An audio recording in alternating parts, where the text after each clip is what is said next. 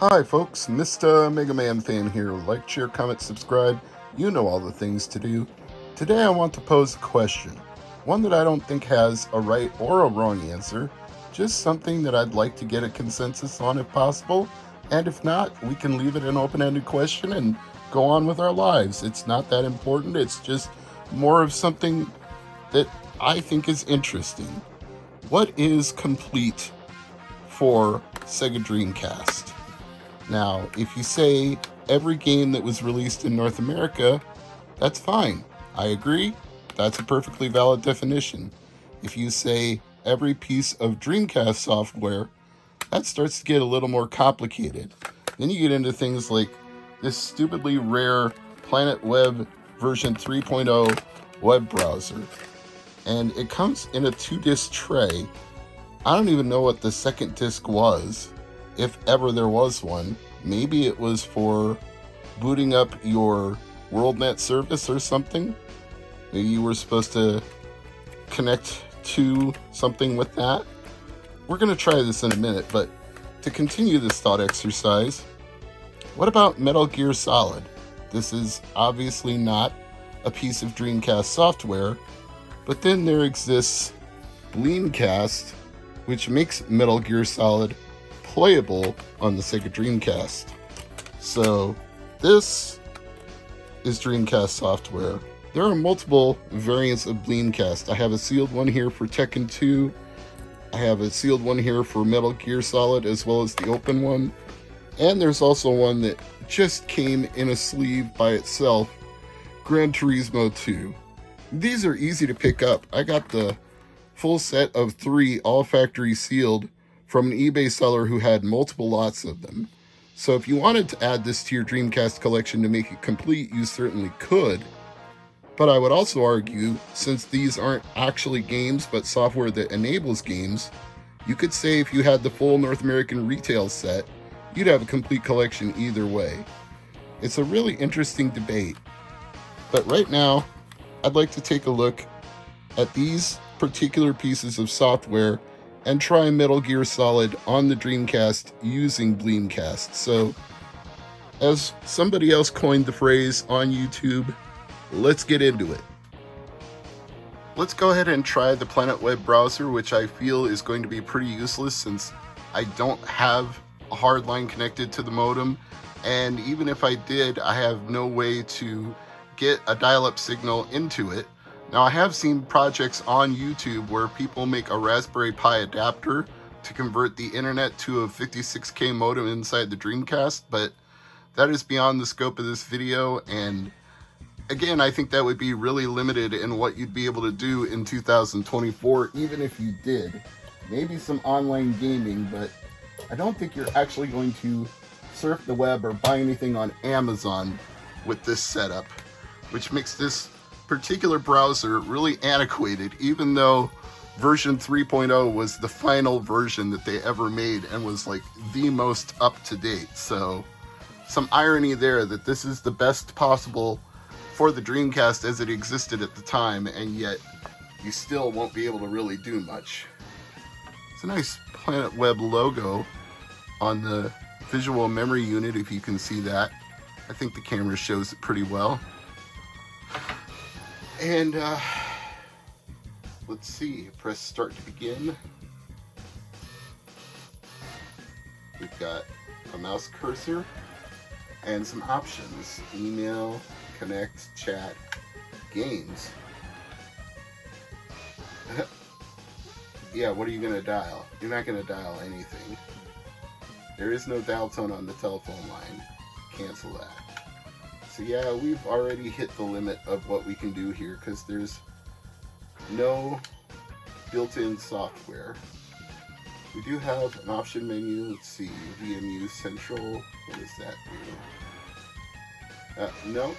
Every one of these is going to attempt to dial a modem that is not connected to any kind of telephone line.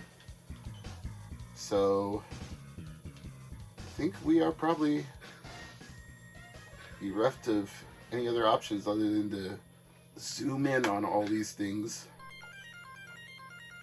Search for a Dreamcast game, go to this website. Yeah, these are all websites. It's still kind of amusing to look at this.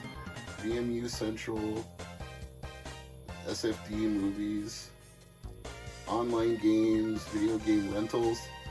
That feels like such an antiquated concept now. This is from an era where Blockbuster was still a thing. Mail page, so presumably you could check your email on this, which might be the most useful thing you could do with a Sega Dreamcast browser. Search for a game, I assume that would be for head-to-head play. Edit source, I don't know.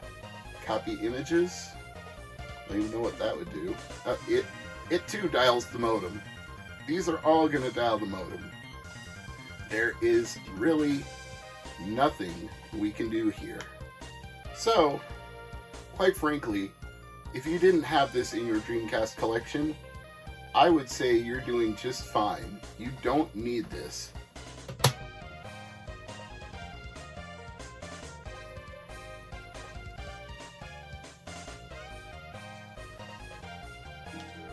Oh, now it's going to do something.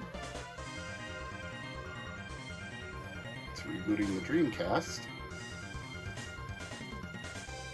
We'll see what that gets us. Bleam was not developed under license from anyone. Okay, good to know. Legal stuff. Metal Gear Solid is a registered trademark of Konami. All other trademarks belong to whoever owns them. Duh! You can tell these guys had a little bit of a chip on their shoulder when they put duh in there. Alright, it says insert game CD. Now, reputedly, this actually enhances how Metal Gear Solid looks and maybe brings up the frame rate a little bit over the PlayStation version. Some quality of life improvements, if you were. Essence of that would be not unlike what you would do by using an emulator on a modern PC and upscaling the output. You're just using the Dreamcast as a computer here. This has essentially become a PlayStation emulating computer now.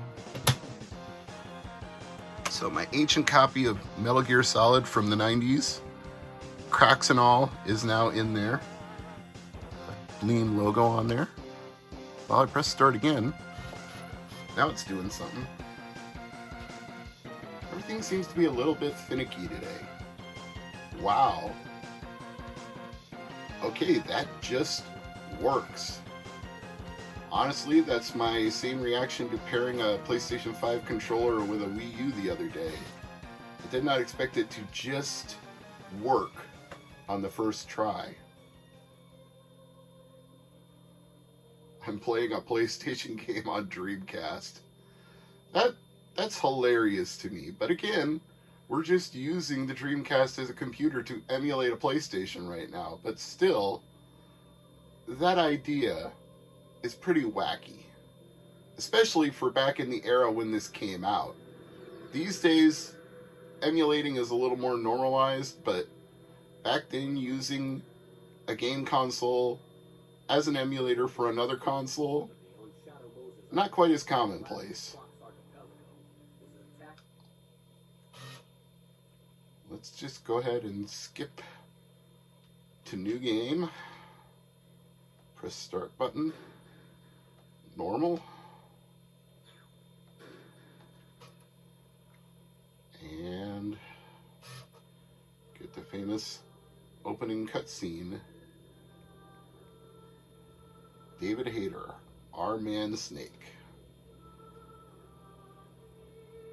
You know, I hate to say I'm one of those people, but if I ever met him at a convention, I'd probably be one of those people who goes up to him and goes, David Hayter, can I get you to record a voicemail for my cell phone? He'd be like, sure, champ, what do you want me to say? I'd be like, Colonel, you've reached the voicemail of Mr. MegaManFan. Something stupid like that. But just to have David Hayter as the voice of Snake on my phone would crack me up every single time I listened to it. I would get immense joy out of that.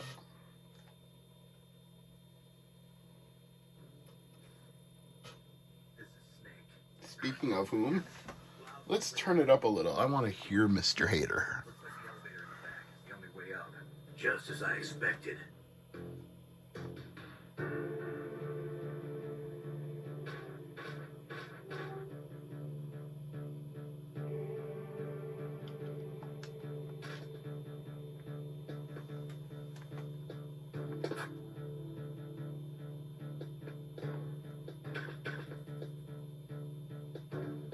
Been so long since I've done this particular part.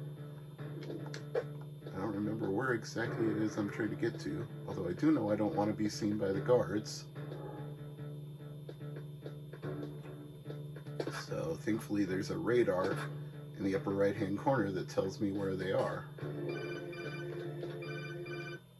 Alright, now we gotta figure out what select is. What is select?